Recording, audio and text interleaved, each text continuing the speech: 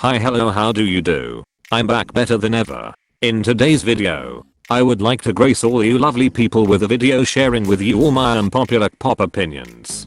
I would also like to sincerely thank you all for 1.8 thousands of views on my juicy, unpopular pop opinions. I actually shrieked with joy when I saw the number on my channel. I was so unbelievably happy. Thank you to every one of you watched the video all the way through, clicked the like button, and left a comment below. The way my channel has to begin to grow makes me so proud and overjoyed, so thank you so much, you guys. Today, however, I have a couple of piping hot opinions that need to be shared with you all. First and foremost, before we begin, be sure to like this video, because this video is gonna be good. Make sure to click subscribe to let me know that you guys enjoyed these types of content, and I'll be sure to make similar ones like this in the future. Also, Mike Pop Zodiac Signs video and my 2021 pop predictions video was recently uploaded, so check those out after watching this one, of course. Okay, then let's begin. The first opinion is I kinda don't see any entire issue with the Dispatch couple.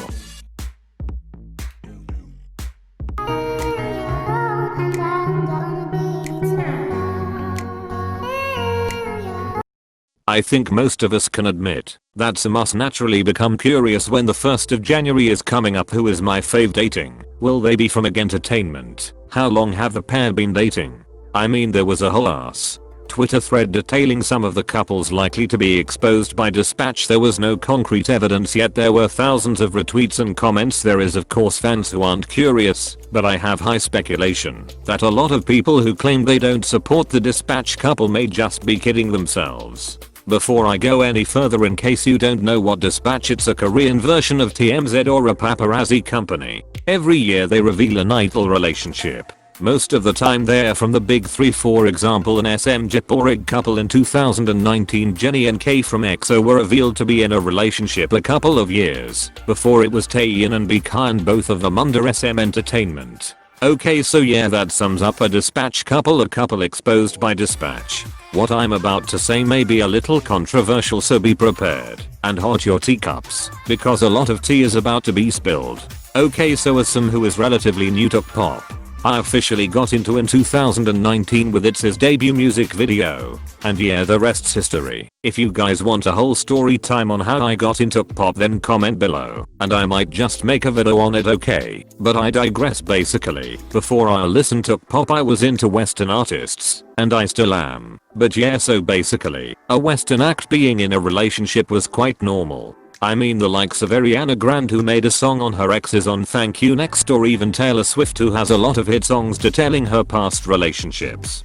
like Trouble and We Are Never Getting Back Together. Could you imagine an average Korean artist releasing a song about their ex? Sure, there are songs that may have these hidden meanings, but would an idol go out of their way to say, yeah, this song is about my ex-girlfriend or boyfriend? I don't think so, except for Jessie or even Hwasa. Idols play into the fantasy trope, and so their relationships are never publicized. But yeah, I was so used to Western idols dating that when I got into pop and found out these relationships were considered scandalous, evil, and inhumane, I was shocked to say the least. Dating is so normalized in the West, but not so much in Korea. Basically, my overall opinion is that I kinda don't think the Dispatch thing is an entire issue. The principle of it is extremely flawed. Exposing couples who want privacy, especially if they're from a smaller company, is horrific, and I disagree with that point. But idols being able to come out with their consent and saying, hey guys, I'm in a relationship, or for them to pull a Chen, would be amazing. Couples being able to freely date who they want would be amazing. So yeah, hopefully you're all understanding what I'm saying. Next up is despite Blackpink and BTS being able to conquer the American market, of course, thanks to Boa Girls Generation and Wonder Girls, etc. Despite this, both groups have achieved a lot for pop, but let's be real, in terms of pop popularity in the States it hasn't done much, which is fine. What I'm trying to get at is most Americans could still care less about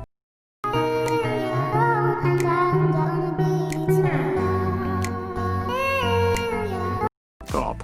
I feel like us BTS stans, or people more open to listening to new music, are the ones interested in BTS and Blackpink music. An average American citizen is so used to English pop songs they are less likely to like a song they can't understand. The T as BTS has a huge fan base, not just in Korea, but internationally. In fact, their international popularity is why they rose to stardom. I guess my opinion is that pop companies care about its validation and popularity. I understand it, because it has the biggest music market in the world. Yet countless groups are successful in Korea strictly, or see countries' companies aiming at the us is just like a broken clock. I don't think any pop group will completely break into the U.S market, and some of it can be traced back to cult-like fan bases, especially within ARMYs and Blink's. Toxic fans are everywhere in fan bases, pop or not. But let's be really, in a country like the US, with its corrupt police officers, and as of recently a bigot president that ruled their country for 4 years, some Americans will use that against them. Pop groups already don't sing or speak in English. Top that off with the alarmingly amount of toxic fans online. People will paint pop badly before they even can give it chance. That's the hard truth, or the hard pill for some of y'all to swallow. Pop will most likely, unfortunately, never be accepted in America, and while companies can target that market, there's no point at this point. Can be attributed to the stigma around pop fans being teenagers, hormonal and erratic, etc. Okay, next opinion is that Blackpink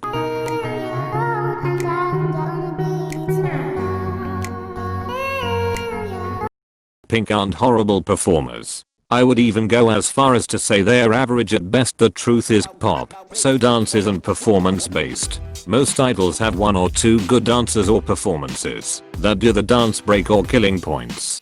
Pop main differentiation from the West is their ability to put on a show. So truthfully, a lot of pop fans accept this from groups. We are so accustomed to it that when we have groups like Blackpink and even Mamamoo to some extent that aren't as dance heavy, the moves are easy to learn for fans, but as idols whose job is to perform, it looks lackluster. Their recent choreography has been done by the same guy who is known for recycling moves. No offense, but Blackpink aren't the best performers, with the exception of Lisa Hoss, their best dancer. Rose is also good to Jisoo, and Jennie are more or less very inconsistent. Jennie's stage presence turns on and off when she feels like it. No offense, and Jisoo is the worst dancer, so I'll cut her some slack there. But yeah, Blackpink are even more disadvantaged when you release their only 4 members, which means all of the members need to bring umph on stage. Having 2 members bringing stage presence and the other 2 being inconsistent makes the stage look boring, and the choreo even worse. Not to mention Blackpink aren't the strongest dancer collectively. I feel like the girls need a choreographer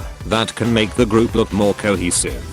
A dance that's easy to execute and not hard on stage, kinda like Red Velvet's choreos that isn't too challenging. They have a lot of hip sways and jumps. Okay, I have a couple more left, so stay tuned folks. Jip in my opinion isn't completely flawed. Okay, before I begin, this might sound a bit weird or even a little controversial. Despite Jip's faulties, relationships with some and emphasis on some can be endearing. Wonder Girls were Jip's first girl group that debuted in the early 2000s.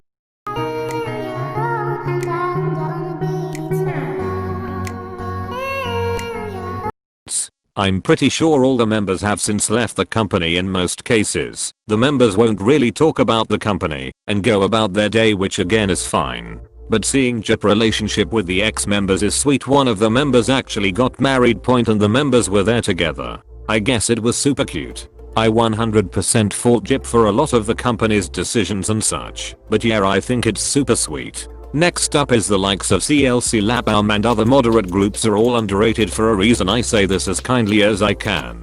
The truth about the pop industry is that timing is so important. Songs aren't the most the pivotal point. Unfortunately, a lot of pop groups, popular or non-popular, have good music really and truly. If the group isn't popular, then their good music won't be shown. I feel like the timing is solely down to luck, and I have immensely bad for the groups that debut or hope to debut, being rejected from tons of companies, big 3 and mid-tier, then being accepted into a new group company. Instances like Mamamoo and BTS are an anomaly and don't happen often.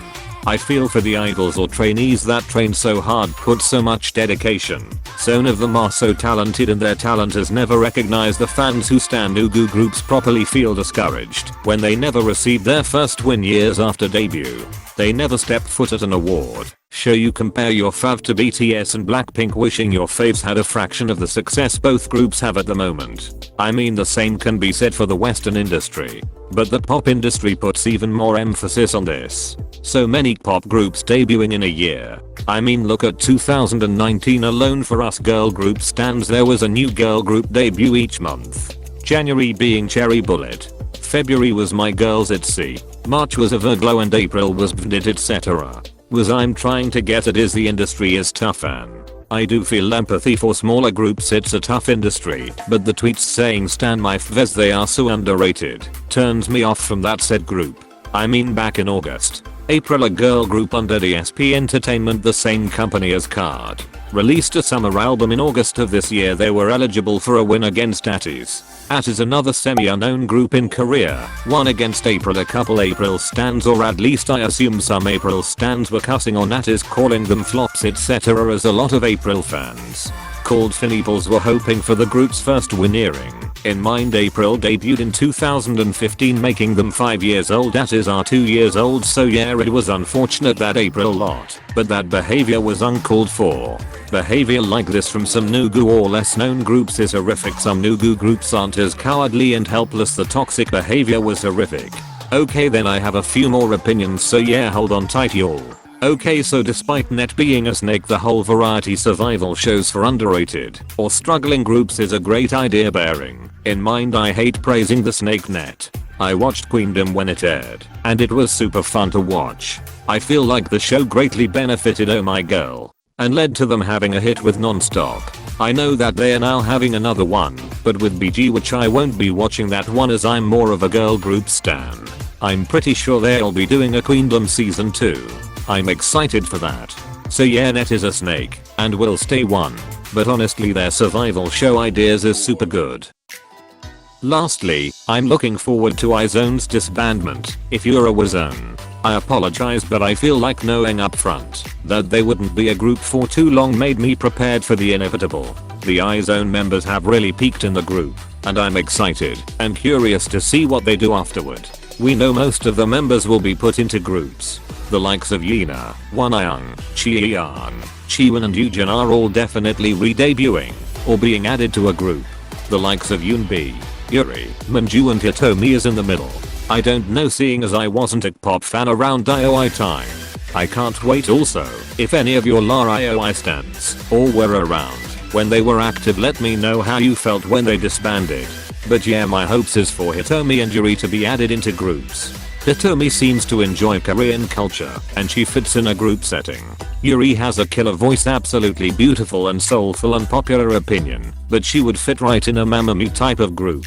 Or just a very small numbered girl group, very vocal heavy. Yuri could be the main vocalist, and being in a smaller sized group means new fans can familiarize themselves with the other new 3 members. Minju fits acting straight up, she could go the Sohee route and use her iZone success to book K-dramas and build a fan base. Yoonbi needs to go solo and pull a Chungha. She 100% has all it takes to make it. She's of age and her dancing and singing are pretty good. If she finds a small company, she would do well solo. Hyun, Nako and Sakura Hyun will not do acting or any music. She'll be on Instagram, kinda like an influencer, posting pictures, maybe with a YouTuber channel. Nako and Sakura will probably both stay in Japan and do their own thing. Thus, I see Sakura doing variety shows if she stays in Korea whilst maintaining a high profile in Japan. Nako may stay in Korea and do a variety shows, just a little bit of everything. Essentially, my unpopular opinion is that I'm kinda looking off-road to it. Of course it'll be an emotional time, no doubt, but I'm excited for the future. Unpopular opinion, but I stand by it.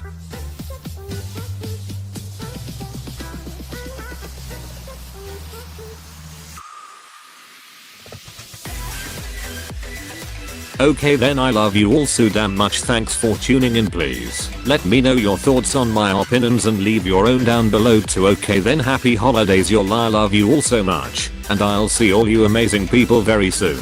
Bye.